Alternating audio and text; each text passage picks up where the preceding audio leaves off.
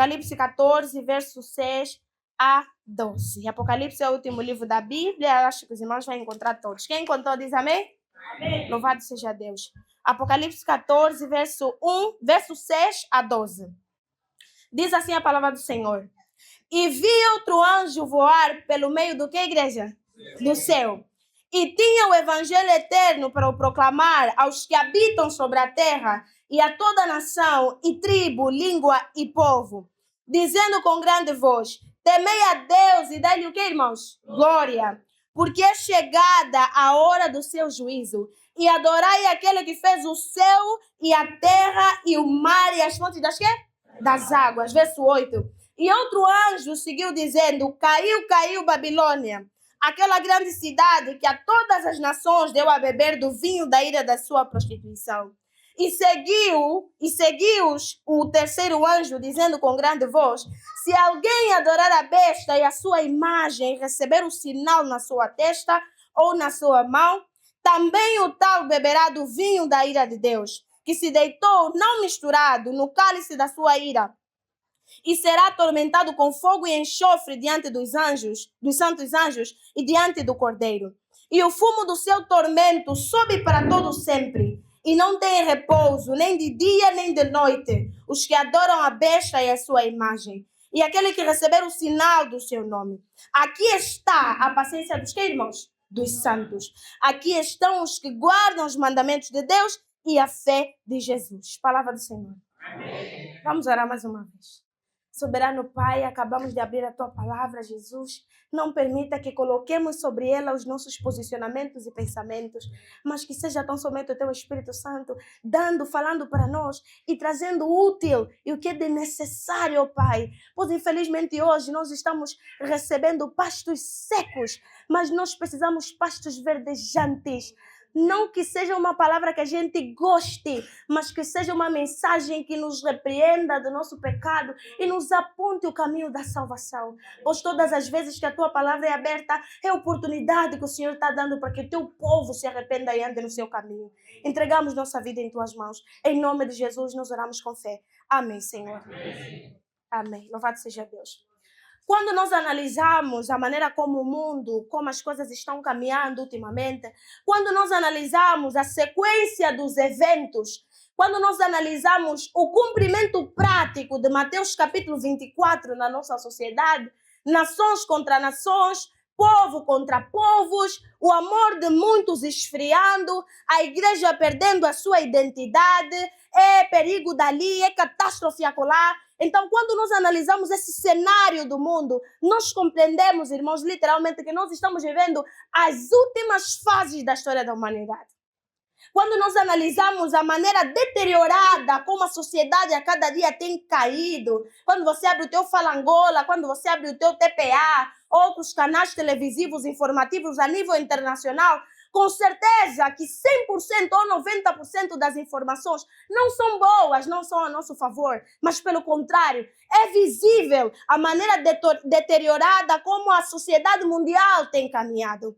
É famílias destruídas, é lares se acabando, é jovens se entregando na delinquência, no adultério, na prostituição, é pais que deixam de assumir a sua responsabilidade como provedor, os dinheiros acabam nos bares, é mulheres que perderam o sentido, a consciência para a qual foram criadas, como intercessoras, como rainhas de lares, agora virou a fofoqueira do bairro. Então toda essa circunstância, todas essas situações que nós analisamos e observamos, só nos dizem uma coisa, irmãos, que nós estamos vivendo as últimas fases da história da humanidade. Amém. Eu lembro uma vez que eu estava na minha casa, eu estava assistindo a Euronews, e o Antônio Guterres, o secretário das Nações Unidas, dando uma entrevista, quando estavam a falar sobre essa questão do clima e tudo mais, ele dizia que se os líderes mundiais não se unirem para tomar uma posição a quanto dessa situação do clima que está se desorientada, e muitos países estão sendo afetados, um é muito calor, outros é terremoto, se os líderes mundiais não se unirem para tomar uma decisão de modo a resolvermos estes problemas, então o mundo vai desabar, o mundo vai explodir, esse universo vai desaparecer. Até aqueles que não professam assim de forma específica a fé, eles conseguem compreender que alguma coisa de errado está acontecendo. E olhando para tudo isso, como cristãos, nós não sentamos numa cadeira para dizer que o problema é MPLA. Nós não sentamos numa cadeira para dizer que o problema é UNITA. Tudo bem que a posição dos líderes num país influencia, sim, de certa forma, a qualidade da vida do povo, mas nós precisamos compreender que a raiz dos problemas da humanidade não se concentram num homem de forma específica, não se concentram num regime político, não se concentram numa ideologia política, mas o maior problema da humanidade é aquilo que Paulo vai descrever lá em Efésios, capítulo 6, verso 12, quando ele vai dizer que a nossa luta não é contra quem, irmãos? Não é contra quem. Então quer dizer que tua inimiga não é aquela vizinha que vive discutindo contigo. Não é aquele tio que você acha que é o feiticeiro. Não, minha vida não está à frente por causa daquela pessoa, não. Apóstolo Paulo resolve esse problema. Ele diz que a nossa luta é contra Satanás e as potestades do mal. O que nós estamos querendo dizer e o que a Bíblia diz claramente é que nós estamos diante de um grande conflito, irmãos. Onde, pela misericórdia de Deus, nós não somos permitidos a enxergar de olhos nus, mas todos aqueles que prostram os joelhos em terra, todos aqueles que buscam a Deus, participam de forma indireta desse grande conflito que nós nos encontramos. Nós estamos diante da maior batalha já travada dos anjos do bem e também o reino das trevas. E tudo isso está acontecendo porque Mateus 24 vai responder. Quando os discípulos vão olhar para Jesus e vão perguntar: Senhor, e quais sinais teremos de que o Senhor está voltando? Sim, irmãos, toda circunstância que nós estamos vivenciando neste mundo, todos esses eventos, todas essas catástrofes, na verdade, são trombetas, são as campainhas tocando para alertar você, a mim, a igreja e ao mundo inteiro que Jesus está aqui, irmãos, está voltando. Pense que vocês puderam falar amém. Quando estão dizendo amém por um motivo.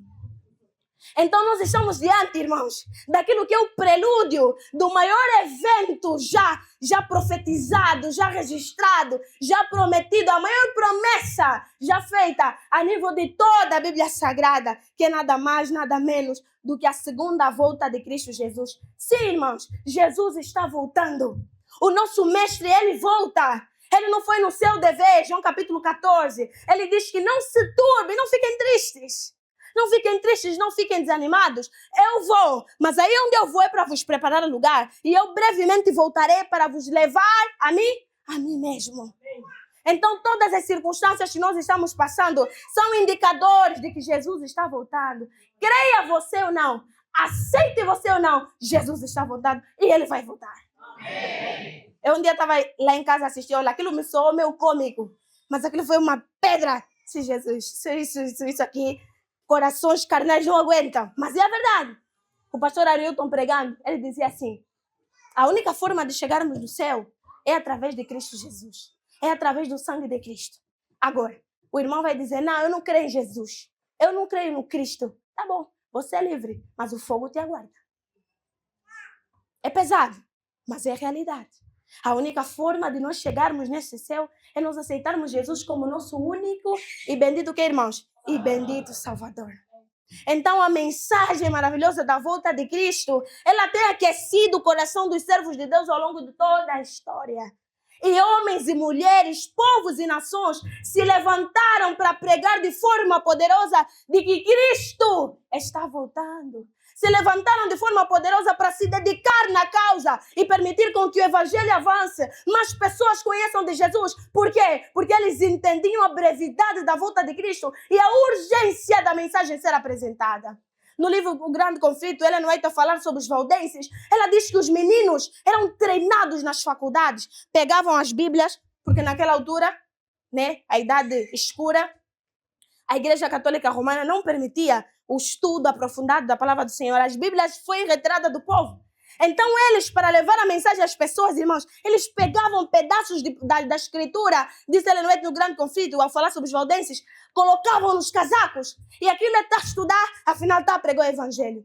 Diz que até nas suas barracas, onde eles vendiam, eles ocultavam textos bíblicos nos seus produtos que vendiam, só para que as pessoas tivessem contato com a mensagem. Só para que as pessoas tivessem contato com a mensagem. Jerônimo e os dois reformadores que Ellen White também menciona no Grande Conflito durante a fase da Reforma Protestante, foram homens que foram queimados vivos Por quê? Porque eles amaram mais a Cristo do que as suas próprias vidas. Eles amaram mais Jesus do que qualquer coisa nesta terra. E o mesmo aconteceu com Martinho Lutero, o grande precursor do protestantismo que hoje nós adotamos, mas também já metemos no bolso, porque na prática não somos protestantes. Então Martinho Lutero, mesmo diante de homens fortes, papas, prelados, bispos, ainda assim o homem de Deus se manteve de pé para falar sobre Cristo Jesus. Em 1 Coríntios capítulo 4, 16 a 18, apóstolo Paulo diz que nós andamos pela fé, não olhando para as coisas visíveis, mas para as coisas que? Invisíveis. Ele acrescenta dizendo que todas as dificuldades que nós passamos aqui não é comparado com o peso de glória que nós teremos quando Jesus voltar. Apóstolo Paulo mantinha a esperança no céu, não olhando para as dificuldades, se não tinha roupa, se não tinha comida, se as pessoas vão falar mal, se as pessoas não vão gostar. Ele estava nem aí para isso, porque ele olhava para as coisas invisíveis e o mais importante para ele era a promessa de ver Jesus voltando. Por isso que em Romanos capítulo 1, verso 18 ou 16, ele vai dizer, eu não me envergonho do quê? Do evangelho. Sabe por que Paulo não se envergonhava do evangelho? Porque ele conhecia o poder deste evangelho. Porque foi graças a esse evangelho que ele deixou de perseguir e matar as pessoas para agora ser usado como servo do Senhor. Foi graças àquele evangelho que ele via as maravilhas que ele via, de tal forma que demônios saíam, pessoas eram curadas pelo poder de Deus. Então, quando nós conhecemos o poder do evangelho de forma prática em nossa vida, nós não nos envergonhamos deste evangelho. Hoje, infelizmente, a igreja, nós temos nos envergonhado do evangelho. Talvez para ser aceite naquela posição da tua empresa, para ser aceite naquele ciclo de amizade, para ser aceite naquele grupo do irmão, você tem que retirar a capa de cristão. Ninguém pode saber que você é adventista. Porque se souberem que você é adventista, então aquele cargo você já não pode ocupar. Então aquele ciclo de amizade você já não pode ter. Então aquele grupo você já não pode entrar. Então nos envergonhamos do evangelho, tiramos a roupagem de cristãos e nos apresentamos como simples cidadãos desta terra, meros angolanos. Que perca o teu trabalho em nome de Cristo Jesus. Que perca esse grupo de amizade em nome de Cristo Jesus. Paulo tinha Jesus como a pessoa mais importante em sua vida. Nós nos envergonhamos do evangelho porque nós não reconhecemos. Nós não experimentamos esse evangelho de forma prática em nossa vida. Nós não experimentamos esse evangelho de forma prática. E como é que você vai defender algo que você ainda nem entendeu o que é? Como é que você vai falar sobre alguma coisa que você ainda nem compreendeu? Sabe, às vezes aquele evangelismo mecanizado que nós temos, porque a igreja toda vamos sair e vamos abrir a Bíblia. Mas às vezes nós estamos a abrir a Bíblia, você só está a ler, só está mesmo a ler. Porque Deus amou o mundo de tal maneira que deu seu Filho unigênito, ponto. Mas você não entende porque você ainda não experimentou esse amor. E não é que não experimentou porque Deus ainda não concedeu, mas é porque você próprio ainda não se permitiu abraçar.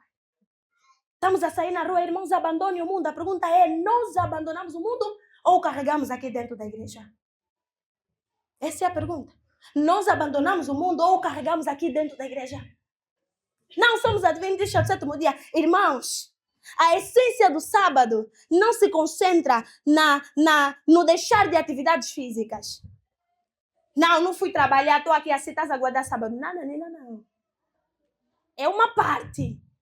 A completude do sábado é um descanso espiritual. Nós nos reservamos para Deus de forma especial. Então quer dizer que se eu estou aqui, mas a minha mente está noutro sítio, então não é guarda de sábado nenhum. Quer dizer que se eu estou aqui, mas às 12 horas já tem um programa para outra festa, para outro lugar, onde o nome de Jesus não é mencionado, onde não há vontade do Senhor a ser dita, mas a nossa própria vontade, então não há sábado nenhum que está sendo guardado. Por isso que o mundo hoje reluta tanto no Santo Sábado, porque eles não entenderam qual é a essência do sábado por nossa culpa. O sábado não é deixar de fazer o teu trabalho e ficar só em casa. Não, isso não é guarda de sábado. É parte, faz parte a ausência de trabalho secular. Mas intrinsecamente, a essência do sábado é um descanso especial em Cristo Jesus. É nós nos relacionarmos com Jesus de forma profunda, que todos os nossos serviços seculares e outros assuntos seculares ficam de parte. Então, quando eles ainda fazem parte da tua mente, então isso não é guarda do sábado. Então, hoje, infelizmente, nós temos baixado a norma para que sejamos aceitos na sociedade. Teve uma vez, Eu acho que eu fui no Bela Siak, estava a tratar aí um documento e eu meti lenço. Naquele dia eu estava de lenço, eu estava com um vestido bem grande, estávamos numa fila comprida. E o irmão chegou para mim, um jovem chegou para mim, aliás, estávamos numa roda, né? Porque aquilo ficávamos todos próximos por causa da enchente. E ele olhou e disse, olha, um falou, não, as mulheres aqui têm técnicas, se elas se quiserem podem aplicar suas técnicas e vão sair daqui da fila de último para primeiro. E o outro olhou para mim e disse, mas você da maneira que estás, minha irmã, tipo, não vais conseguir aplicar essa técnica. Eu disse, não, eu não preciso de aplicar nenhuma técnica. Se for para ficar mal aqui às 10, vou ficar. Mas se não for também, então o senhor também sabe, não preciso de aplicar outras técnicas estranhas. E irmãos, uma coisa muito importante de se dizer e maravilhosa, sabe o quê? É que hoje, muitas das vezes, nós temos perdido oportunidades maravilhosas de ver Deus agindo em nossa vida. Por causa de quê? Por causa da falta de fé. Por causa da falta de fé. Eu te pergunto, se Sadraque, Mesaque e Abednego não tivessem a fé de entrar na fornalha, eles veriam aquele milagre acontecer? Não. Às vezes nós temos que crer para que Deus faça as suas coisas. Não, quem não trabalha no sábado, nós já estamos a tremer, vou perder meu emprego, vão comer que solução é só já trabalhar no sábado. Falta de fé. Mas atenção, que eu não estou a dizer que nós temos que obedecer para que Deus faça alguma coisa, não. Entendam que a maior promessa do Evangelho não se concentra nas coisas nesta terra, mas a maior promessa do Evangelho é que nós receberemos a vida eterna. Então, ainda que tiver que reprovar, ainda que tiver que morrer, ainda que a tua tala não sará, ainda que o teu filho morrer mesmo na doença, ainda assim vamos permanecer crendo. Mas atenda, entenda que quando Deus quer, Ele faz. E Ele tem poder para fazer. E o mundo precisa saber disso. Então, tenhamos fé e vamos ver Jesus agindo em nossa vida. Então, assim como os outros no passado, hoje Deus também tem um povo escolhido e chamado para cumprir a sua missão. E para entender a necessidade e a importância desse chamado, eu gosto sempre de olhar para trás, lá no santuário. Em Êxodo capítulo 25, verso 8, Deus disse para Moisés, Moisés, me construa um tabernáculo para que eu habite no meio de quê? De vocês.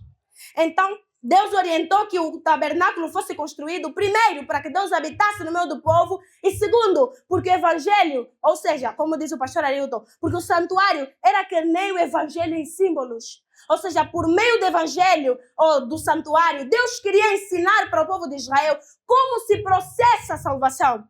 Por meio do santuário, Deus queria mostrar para o povo de Israel como decorreria e seria o ministério de Cristo, desde a sua vinda aqui na terra até a segunda, até ele voltar para o céu e assim sucessivamente, até quando um dia nós estarmos juntos com o nosso Senhor Jesus.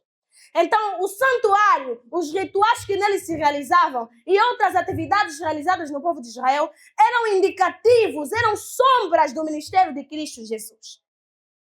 Eram sombras. E Paulo deixa isso claro quando lá em Hebreus, né? Especificamente no capítulo 8, ele vai dizer que tudo aquilo era apenas era um simbolismo, era uma sombra daquilo que realmente Jesus poderia fazer.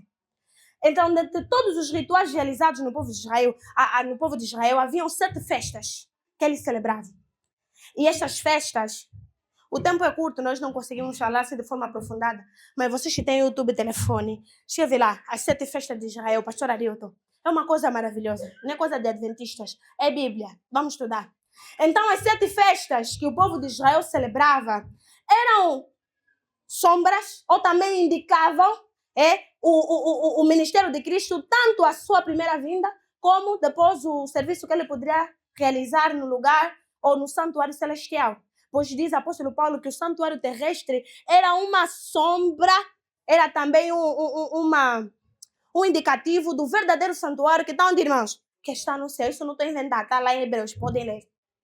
Então, dentre essas 7 festas, a mais solene, uma das mais solenes festas realizadas no povo de Israel, dentre essas 7, era a penúltima, que era chamada a festa da expiação, ou a festa do Yom Kippur. E essa festa acontecia no décimo dia do 7º mês. A festa da expiação acontecia no 7º dia do 10º mês, segundo Levítico capítulo 23. Se nós abrirmos Levítico 23, nós vamos encontrar lá registrada todas as festas que Israel realizava. Então, o que acontecia no dia de Yom Kippur? Era um dia mesmo de purificação. Ou seja, ao longo de todo o ano, as pessoas, por meio de um cordeiro, né, confessavam o seu pecado no cordeiro. E esse cordeiro simbolizava quem, irmãos? Jesus. Então, esse sangue era tirado do cordeiro e era aspergido nas cortinas do santuário. E era um simbolismo de quê? De que o pecador é perdoado, mas o teu pecado ainda continua quê? Atenção, o pecador é perdoado, mas o pecado ainda continuava quê? Registrado. O ato de aspergir nas cortinas era um simbolismo de registro dos pecados. Então, uma vez no ano, né? Imagina que todo ano eles fizeram esse processo. Uma vez no ano realizava essa atividade de expiação, que era a purificação de todos esses pecados que haviam sido registrados. E quem entrava em cena nesse dia era a mais alta entidade do povo de Israel, que era o sumo sacerdote. Então o sumo sacerdote entrava no lugar santíssimo e com uma certa cerimônia, como vamos ver em Levítico 23, todos aqueles pecados eram o quê? Expiados, ou seja, purificados. Mas atenção, só eram purificados os pecados daqueles que verdadeiramente tinham se arrependido e nunca mais voltaram para os seus pecados. Aqueles que não se arrependiam, ou seja, voltavam ainda nos seus pecados, diz o texto que eles eram extirpados do seio do povo. Mas graças a Deus não temos nenhum registro de ninguém que foi extirpado. Porque, na verdade, o povo de Israel entendia a seriedade daquela atividade. Agora entendam. Se o santuário e as suas atividades são sombra daquilo que Jesus, né, podia realizar mais tarde no seu ministério, então, logicamente, que a atividade ou a festa da expiação também era uma sombra daquilo que realmente Jesus um dia poderia realizar. E quando é que Jesus se tornou sumo sacerdote? Paulo deixa claro em Hebreus que ele se tornou sumo sacerdote quando ele entra no Santo dos Santos, lá no santuário celestial. E quando é que isso aconteceu? Segundo a profecia de Daniel 8,14, diz que até 2.300 tardes e manhãs o santuário será quê? Será purificado. E quando nós vamos para o capítulo 9 de Daniel, aí o profeta explica como é que decorreria estes anos, ou essa data dos 2.300 anos. E ela começou exatamente em 457, né, quando Israel sai de Babilônia para a reconstrução de Jerusalém, até especificamente a data de 22 de outubro de 1844. Então, nesta data, Jesus entrou no lugar santíssimo para dar início à mais solene festa já realizada, que é a festa da expiação. Os irmãos estão entendendo o que eu estou a dizer? Quer dizer que Jesus, nesse momento, ele está no lugar santíssimo, dando início a esse processo de expiação, que inicia ou que envolve, primariamente, um processo de investigação. Porque antes de te julgar, dizer se você é merecível de ser condenado ou liberto, é necessário que haja um processo de investigação. Daí onde vem aquele termo de juízo investigativo. Então, Jesus está nesse momento, no lugar santíssimo, realizando essa fase, o período de investigação. E após terminar esse período, então o caso de cada um de nós estará decidido. E acontece aquilo que diz em Apocalipse 22, que aquele que é santo continue que? Se santificando. E aquele que é injusto continue na prática da quê? Da injustiça. E sabe o que acontecia nesse dia? Enquanto o sumo sacerdote estava no lugar santíssimo, diz que o povo tirava os ornamentos e todo mundo ficava contrito. Por quê? Porque eles sabiam que o sumo sacerdote está lá fazendo o processo de purificação. E se algum pecado meu não tiver sido confessado, então eu morro mesmo já naquele dia. Quer dizer que hoje nós estamos a viver não o tipo, mas o quê? O antítipo, a realidade. Ou seja, aquilo que os sacerdotes realizavam no passado, que era sombra, mas era sério. Hoje nós estamos vivendo não mais a sombra, mas a própria realidade. E olha para a igreja que está passando por um processo de investigação. Olhe para nós que nós estamos sendo analisados. Ellen White diz que nomes são aceitos, nomes são rejeitados. No grande conflito, quando ela fala sobre juízo investigativo. Então, nesse momento, nossos nomes estão passando de revista no tribunal do Senhor. Nós estamos pensando que quando Jesus vir vai nos perguntar, você fez do que não? Esse processo está ocorrendo agora. E quando ele voltar é para entregar a cada um segundo as suas obras. Mas olhe para nós que nós estamos a ser investigados. Olhe para o povo que está sendo investigado. Estamos nas discotecas. Estamos no sapato do boica. Às vezes, durante a semana, todas as manhãs, na tua casa só funciona Afro Music. Mas na sexta-feira, lento e calmo foge o dia. Jesus olha para nós. Ah, quanta hipocrisia. Ellen White tem uma frase muito importante, eu só esqueço da citação dela, diz que o mundo não será transformado pelo que a igreja prega nos púlpitos, mas é pela forma como a igreja vive. Quer dizer que o maior testemunho é a nossa vida. E não pensa que as pessoas não estão te observar, eles estão te observar. Que durante o dia você mete Afro Music, mas só na sexta-feira que você mete lento e como foge o dia. Eles estão a te observar. Que quando na festa do teu filho, né?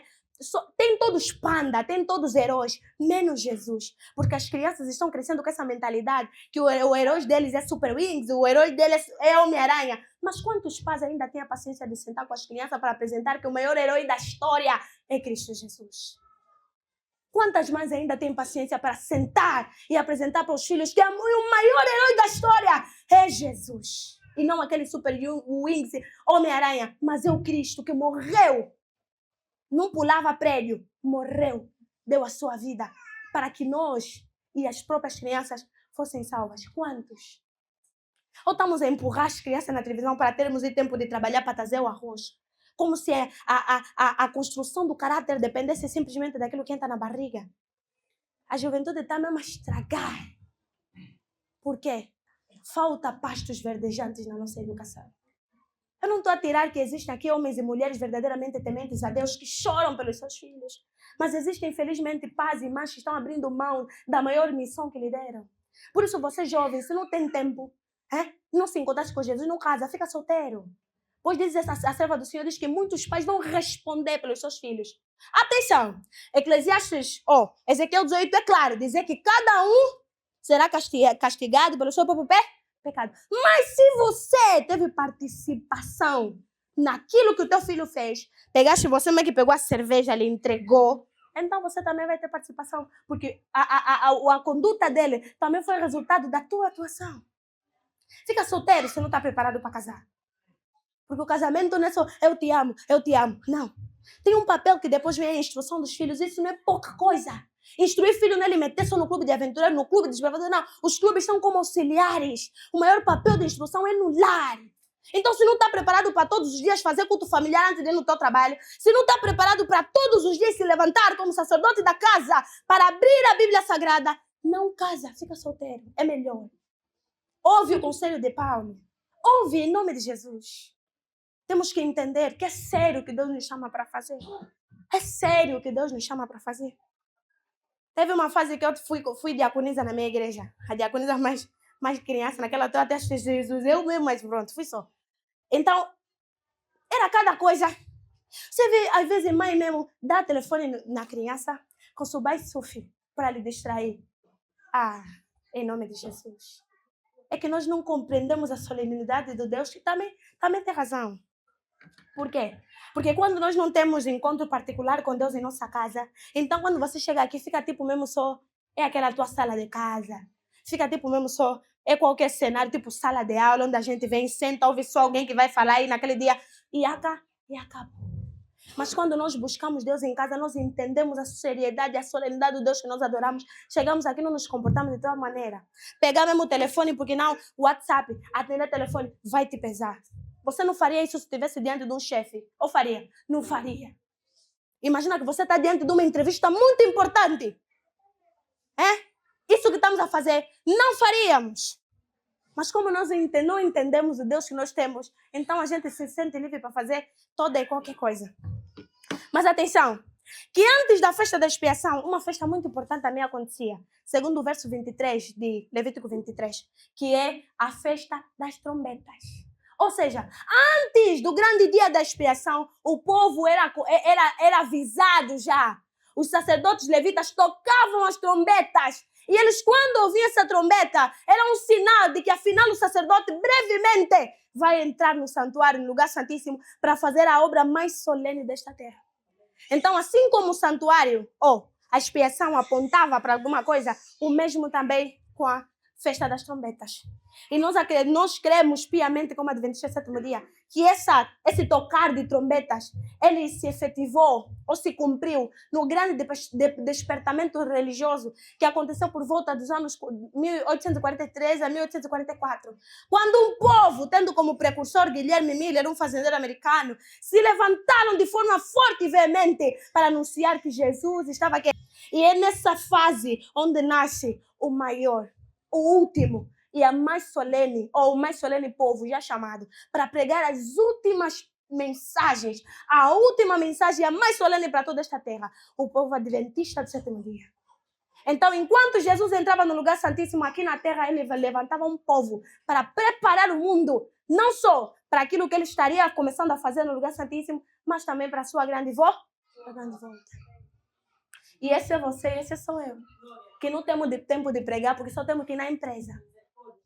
Que não temos tempo para falar sobre Jesus. Por quê? Porque nós temos que trabalhar, porque nós temos que ir na faculdade. É mentira. O problema não é teu tempo, você está distante de Jesus. Porque os outros lá no passado também eram kunanga. Também tinham família. Também tinham trabalho. É que esta obra sempre traz consigo uma palavra-chave que se chama abnegação. E quando Jesus voltar, nós não vamos dizer, não, Senhor, eu não preguei, porque eu mesmo estava na faculdade, porque eu mesmo estava a trabalhar. Irmão, esquece essas desculpas. Esquece essas desculpas.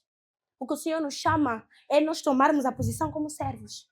E essa mensagem específica nós encontramos em Apocalipse 14, onde diz que vi um anjo voar pelo meio do céu. Esse anjo não é anjo mesmo que vai vir com as asas. Não, esse anjo são mensageiros humanos.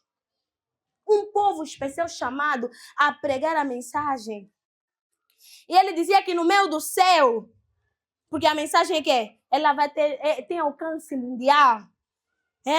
E ele tinha o evangelho eterno. O que é esse evangelho eterno? O evangelho são as boas novas da salvação. O evangelho são as boas novas de quê? Entenda isso que eu vou falar agora. Que eu estou a falar, não. Aquilo que a Bíblia está dizendo. O coração da mensagem adventista do sétimo dia é o Cristo morto na cruz. É a justificação pela fé. O coração da nossa mensagem não é sábado. Não é saia curta, saia comprida. Não é se come o quê, se come o quê. O coração da nossa mensagem é a mensagem da justificação pela fé. O mundo é convidado a aceitar Jesus pelo Cristo morto. Se nós não sermos atraídos por Cristo, irmão, não há mais outra coisa que vai te atrair aqui nessa igreja. Não há mais outra coisa, pelo contrário, só tem motivo para você desistir. Porque a irmã, quando tiver com o sapato que está furado, com o sapato que tipo é pão, como muitos dizem, eles vão mencionar. Quando a irmã vê que o teu português não está alinhado, as pessoas vão falar. Por isso que o anjo está a dizer que a nossa mensagem como adventista é: venha ao mundo. Não por aquilo que nós somos ou temos, mas pelo Cristo que morreu e ressuscitou e vai voltar.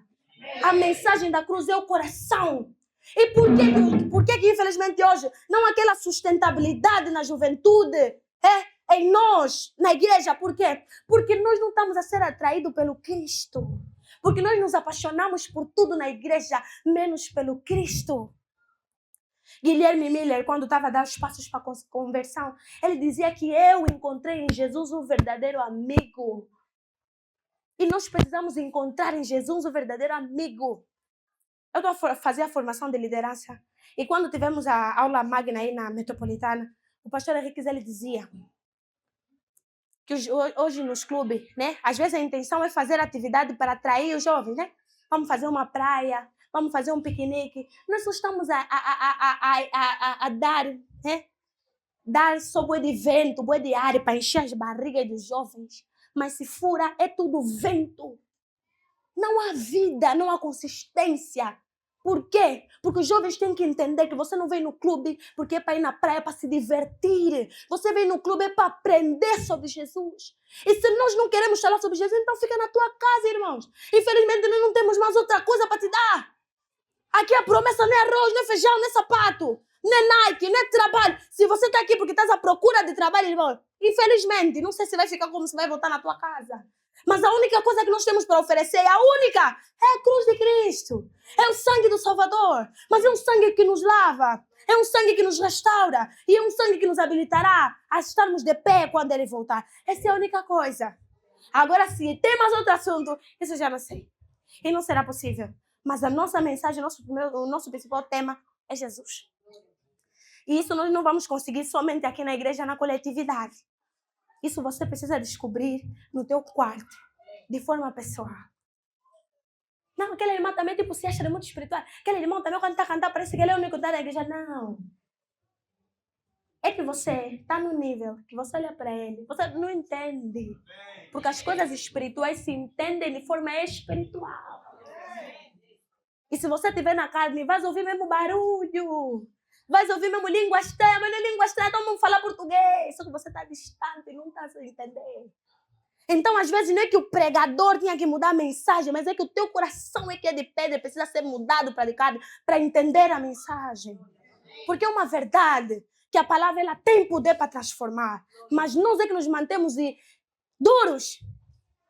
Acha que o pastor é que vai vir chegar na tua igreja, na tua cama, fulana, abre a Bíblia, esquece isso. Esquece. Nós às vezes pensamos que o cristianismo é uma mágica, onde a vontade surge do nada, de repente fiquei espiritual, de repente quero orar, de repente, não, esquece isso. Não vais ter mesmo vontade de meditar. Aí vais acordar mesmo, não tem mesmo vontade de orar. Mas o cristianismo é quê? É persistência, é perseverança. Por isso é que nós não vivemos do sentir. Nós não estou sentindo aquele fogo, não estou sentindo aquele espírito. Você não tem que sentir nenhum espírito. Você tem que tomar decisão racional. Isso se chama fé. O cristianismo é atitude. A decisão é atitude, não é sentimento. Se você ainda está a esperar, não estou esperando mesmo um pastor que um dia viva me tocou o coração para mim ser batizado. Esqueça isso. O maior toque já foi dado. Jesus deu esse toque na cruz. Agora, se esse não foi suficiente, todo o teatro que vão fazer na igreja não é suficiente para te converter. O motivo para se converter está aí na cruz. Agora, se você tem que ver o pastor que você gosta de pregar, se você tem que ver a mamãe que você gosta de ser, a diretora, não sei lá de quanto, esquece isso. O maior motivo para não estar lá na cruz do Calvário. E ele continua, tendo o evangelho eterno para proclamar aos que habitam sobre a terra e a toda a nação, todos os lugares, nós temos que pregar sobre Jesus. Eu, nessa última vez, fui numa entrevista de emprego. E eu estava lá, e de repente, uma das senhoras que estava para nos atender, ela disse, não, se aqui tem mesmo um adventista, de forma já arrogante, se aqui tem um adventista, fica mesmo a saber que nós trabalhamos no sábado. Ou seja, se você toma uma aí, levanta e vamos embora. Epa, também fiquei aqui no meu canto desse Jesus. Também os táxis que apanhei. Eu vamos só assim, vou ficar ainda aqui, vou ficar parado. Quando chegou a minha vez já, ela disse, não, olha, dê ainda uns minutos, vamos ir. Eu entendi aquilo como um chamado para oração.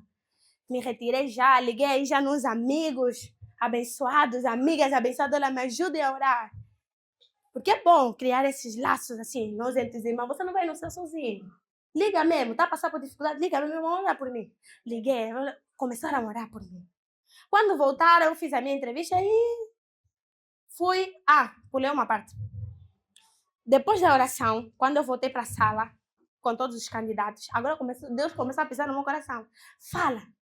Eu disse, Jesus, fala então o quê?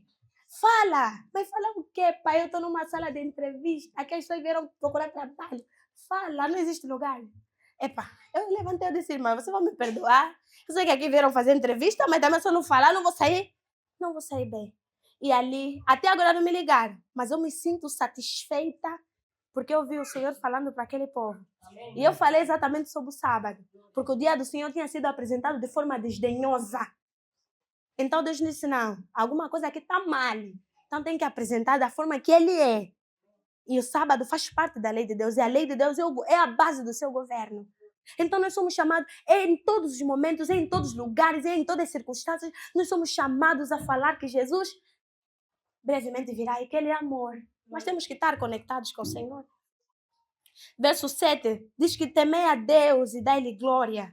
Esse temer a Deus não é de ter medo. O mundo precisa respeitar. O mundo precisa entender que o nosso Deus é santo. E para eles entenderem isso depende de mim, de você, a forma como nós vivemos. Influencia a forma como Ele vem e quem é o nosso Deus. Esse dar-lhe glória. O dar glórias a Deus aqui nesse texto, irmãos, não é chegar aqui e cantar. o dar glória, acho que já pensei, muito obrigada. Quando chegar a esse dar glória, não é chegar aqui, glória, glória, não é. João capítulo 15, verso 8, diz a Bíblia que nisto me glorificais, se guardares os meus quê? Os meus mandamentos. Então, glorificar a Deus e viver segundo a sua vontade. Irmãos, o cristianismo não é de brincadeira. Quando Jesus diz que peguem a sua cruz, me sigam, quer dizer que nós temos que abrir mão de todos os nossos desejos, nossas vontades, para que a vontade do Senhor se exalte permaneça lá no coisa, no topo. E nós não vamos perder o céu por grandes coisas. É mesmo porque por aquele desejo que você tem, que é contra a vontade do Senhor, mas você não consegue deixar. É mesmo aquela forma de namorar que você está a levar, que sabe que não pode. Mas é tanto amor, segundo você. Porque o amor, segundo a Bíblia, o amor é Deus. E o amor é acompanhado de certas qualidades. Agora, se o teu amor é de pular na janela, sem teu pai saber, agora não sei, já sei se teu amor é qual. Mas o amor da Bíblia, ele não pula na janela, ele passa na porta. Ele fala com os pais. Ele fala com o teu representante de casa. Esse se te ama tanto, tem que dar de cara ao teu pai. Se não está de cara ao teu pai, está aí no beco, esse já é amor da tua gramática. Mas da Bíblia não é. Então nós vamos perder o céu, não é por coisas grandes, não é por coisas pequenas. E o que Jesus está nos chamando é abrir mão de nossas vontades. Mas olha, tenha certeza que quando você abrir mão da tua vontade, não vais perder. Só vais quê? Só vais ganhar. Deus depois vai te abençoar mesmo. Com a coisa certa, Ele vai te dar, não se preocupa. Não, Ele mesmo é o amor da tua vida. Não é o amor da tua vida. Se está andando assim, não é amor da tua vida. Porque o amor, ele anda assim. Ele não te define o amor não como um sentimento, mas como um princípio. E que ele tem origem em Deus. E o que é ligado em Deus, ele não anda assim. Ele anda assim. Se está andando assim, é um sinal que está a te dar. Não tapa os olhos espirituais. Ouça. Continuando. Diz que porque é vinda a hora do seu juízo. E o juízo começou em 1844, como nós analisamos hoje. E adorai. Irmãos, essa adoração aqui está relacionada com o quê? Veja, vou terminar o texto. E adorai aquele que fez o céu e a terra e o mar e as fontes da quê? Estão a ver essa frase? Não vos lembra nada? Amém, glória a Deus. 20, verso 8. É como se o anjo fizesse um copy-paste. Ele foi lá no Êxodo capítulo 20, lembra-te do dia do sábado para santificar. 6 dias trabalharás e farás a tua obra, mas no 7º dia não farás nenhuma obra, nem tu, nem teu filho, nem tua serva, nem o animal, nem o estrangeiro debaixo das tuas portas. Por quê? Porque em 6 dias criou Deus o céu. Em 6 dias criou Deus o céu, a terra, o mar e as fontes das águas. Então o anjo pegou essa parte e colocou aqui para nos dizer o quê? Que a adoração para Deus não é cântico, não é palavra, mas é obediência aos seus mandamentos. E especificamente o mandamento que tem sido esquecido. Se tem aqui uma visita não adventista, atenção, nós não estamos a dizer que os adventistas são as melhores pessoas e nós é que vamos ir lá para o céu. Não, a Bíblia é clara. Todo aquele que crê, permanecer firme na palavra, esse irá para o céu. Mas nós estamos dizendo que Satanás odeia a lei de Deus. Você, quando quer mexer com a autoridade de um pai na casa, é mexer com aquilo que ele orienta para os seus filhos. Então, o mesmo acontece também. Satanás quer mover a lei do Senhor. E isso é visível. Porque a maior parte hoje das igrejas protestantes, apesar que não assumem como a Igreja Católica Romana, no seu catecismo católico, de que guardai domingos e festas, mas de forma indireta, ainda não oficial, mas um dia vai acontecer, a maior parte das igrejas protestantes hoje guardam o domingo como um dia de adoração. Isso é uma realidade. Mas o que o Senhor está nos convidando é obedecê-lo. E se Deus falou sábado, é mesmo sábado. Se fosse segunda, é segunda. Se fosse terça, ele falou é sábado. Não, o sábado foi feito por judeus, tem certeza? Quando Deus criou lá, quando Deus estava lá no Gênesis, tinha lá judeu. Quando Deus disse que, quando Deus descansou no 7º dia, tinha lá judeu. Não. Nós precisamos entender que uma coisa é Deus dar uma coisa só para aquele povo e outra coisa muito diferente é Deus usar aquele povo como instrumento para que as outras nações conheçam. E foi isso que aconteceu com Israel. Deus deu a lei para eles. Eles eram depositários, mas era para transmitir para os outros povos. O sábado não é dos adventistas. O sábado é do Senhor. Está escrito na palavra do Senhor. Não é nossa invenção. O verso 8 continua dizendo que caiu Babilônia. A Babilônia na Bíblia é uma imagem. Ou seja, refere-se a uma... Ela é sempre comparada com Jerusalém. Jerusalém é apresentada como a cidade de Deus. Então, Babilônia é uma referência para representante também do inimigo, que é o inimigo do nosso Deus. Então, a igreja Babilônia, ou seja, a Babilônia aqui, é um sistema religioso que, na verdade, mantém o nome de Jesus nas suas placas, mas na prática, por meio de suas doutrinas, afasta os fiéis da Bíblia Sagrada. E essa Babilônia, ela está relacionada à mulher de Apocalipse capítulo 17. Esta mulher de Apocalipse capítulo 17, essa prostituta que se apresentava com vestes vermelhas, todas finas de ouro, e tinha um cálice na sua mão cheia de sangue dos santos, está relacionada a esta Babilônia. E essa mulher quem é? Quando nós vamos para Efésios capítulo 5, Paulo apresenta a mulher como uma figura da igreja. Então é profecia, quando estamos a falar de mulher, quando a Bíblia diz uma mulher vestida de branco, não está a dizer uma mulher literal, mas está a falar uma igreja que é vestida de branco, ou seja, que é vestida da justiça de Cristo Jesus. Então, quando fala uma mulher prostituta, é só jogar ao contrário. É uma mulher que abriu mão e se desviou daquilo que são os parâmetros bíblicos. E essa igreja, ela é rica.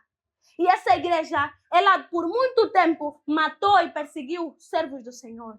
E essas características não se aplicam a nenhum outro sistema religioso, senão o catolicismo romano.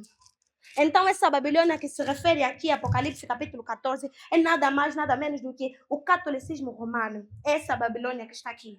Aquela grande cidade que a todas as nações deu a beber do vinho da ira da sua prostituição. Esse vinho aqui simboliza as suas falsas doutrinas que tem propagado para muitas outras igrejas que se dizem protestantes, mas infelizmente abriram mão do verdadeiro protestantismo. Abriram mão do princípio sola escritura. Por quê? Porque tem bebido das influências da grande Babilônia. E especificamente o quê? A guarda do domingo como um dia santo. Que muitos ainda não admitem, mas admitirão brevemente. Obrigaram por meio do poder civil que eles tinham, que as pessoas tinham que lhes obedecer. Então o mesmo vai acontecer hoje. As igrejas protestantes vão se unir. E nós já temos cheiros disso, tal ecumenismo. A união de todas as igrejas em pontos que são comuns. E depois eles vão usar o poder civil para obrigar as pessoas a obedecerem isso. E assim eles vão formar uma imagem ao papado. Por quê? Porque eles vão fazer a mesma coisa que o catolicismo romano fez no passado. E qual é a marca da besta? Essa é a pergunta. Jesus tem uma marca. Deus tem uma marca. Jeremias capítulo 20, verso 20. Diz a palavra do Senhor. Vamos lá abrir. Jeremias. Eu sei que estão olhando o relógio, mas vamos já acabar. Jeremias capítulo 20, verso 20. Não, é 22, verso 22. É mesmo 20? É 20, 20. 20 ou 22? 20, 12. Não é. Eu me perdi do texto. Alguém pode me ajudar?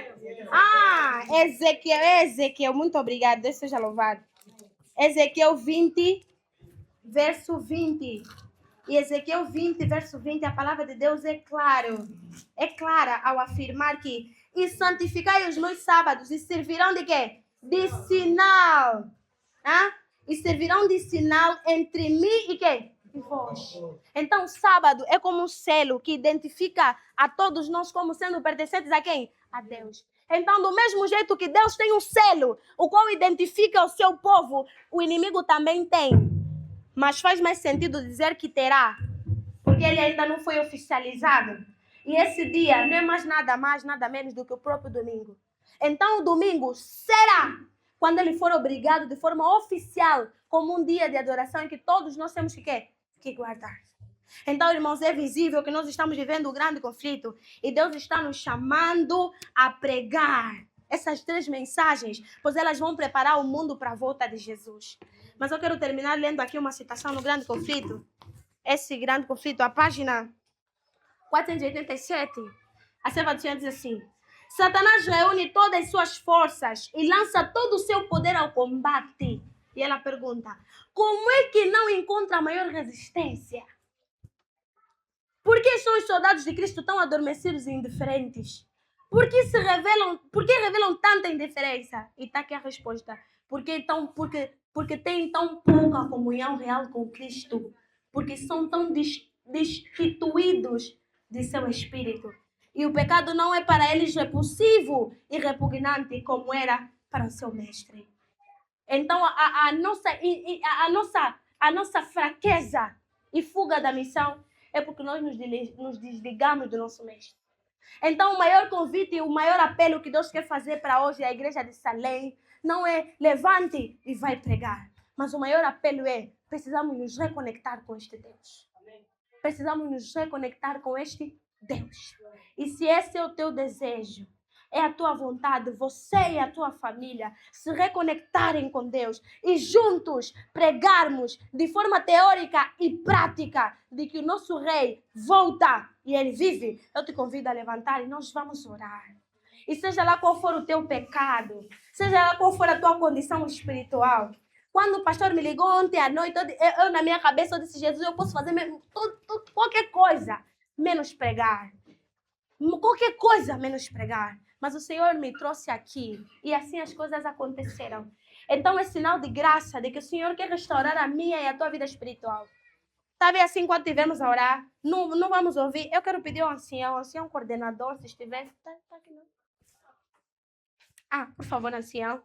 E enquanto o ancião estiver orando, se há algum pecado, alguma situação da tua família, assim mesmo na oração, fale para Deus, abre o teu coração e eu tenho certeza que o Senhor vai resolver todas as preocupações que nós tivermos.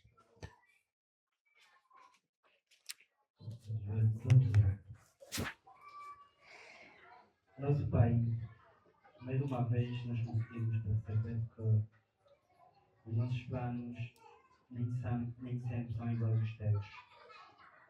Entendemos que no calendário dos céus o Senhor reservou este tempo como um tempo de valor. Amém, Senhor. Onde o Senhor pudesse trazer a sua filha, poder trazer esta mensagem tão valiosa, que de certa forma tocou a nossa consciência, para que de agora em diante, Senhor, possamos voltar às origens.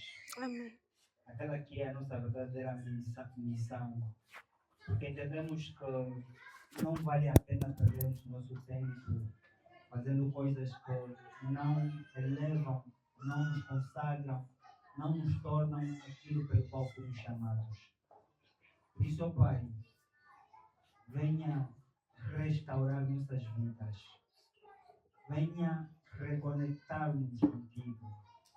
Que o Espírito Santo possa trabalhar na consciência de cada um presente, para que, de forma voluntária, possamos a Ti confessar o nosso pecado, para que o Senhor possa, de agora em diante, usar-nos como instrumento para a expansão da Tua mensagem até os confins da terra.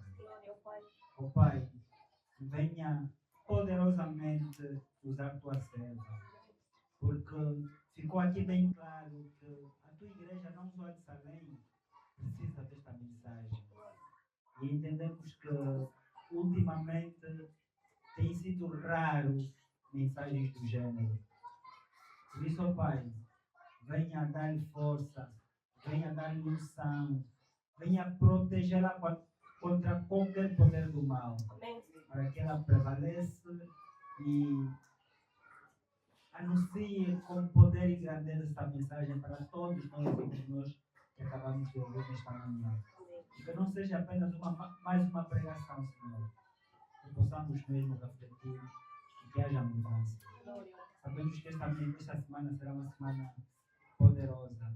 E, Senhor, por favor, convide a sua igreja para que participe em massa, para que possamos avisar, convidar os vizinhos, nossos amigos, até aqueles irmãos nossos que há algum tempo já não vêm para cá.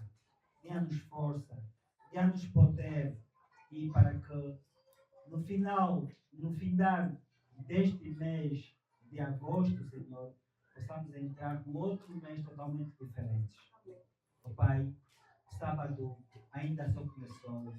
Dê-nos um sábado poderoso como o Senhor gosta, para que no período da tarde possamos ainda ter mensagens e terminamos o sábado de forma poderosa.